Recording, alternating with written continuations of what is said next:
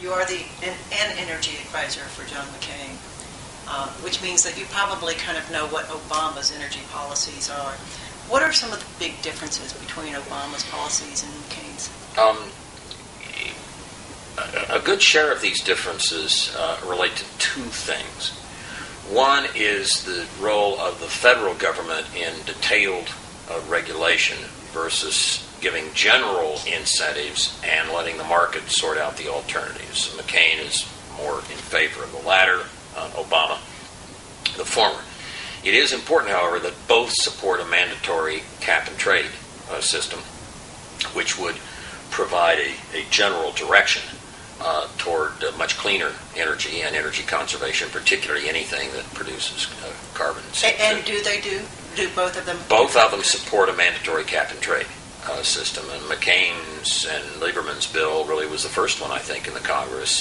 John McCain became very interested in this climate change issue in the 2000 campaign, and he came back and worked with his friend Senator Lieberman, and they set up McCain-Lieberman back. It was introduced in either 02 or 03, and I think it was the first mandatory cap-and-trade bill in the Congress, and so they agree on having a mandatory cap-and-trade program for CO2.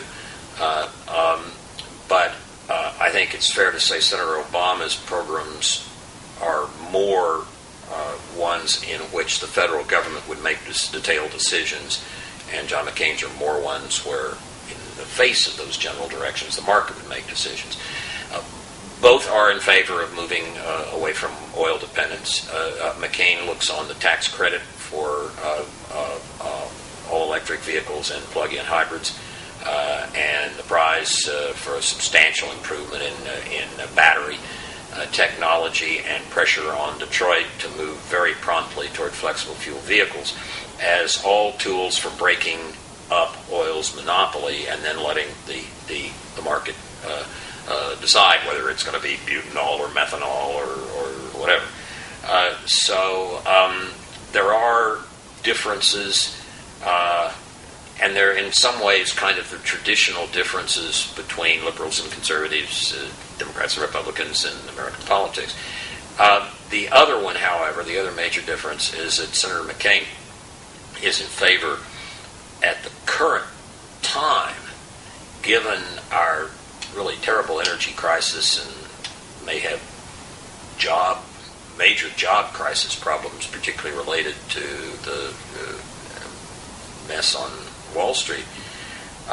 He's very much in favor of moving out smartly now with whatever is technologically sound in order to get the energy we need, and therefore is more open to drilling on the Outer Continental Shelf with the appropriate environmental safeguards, and more, I think, in favor of pushing for coal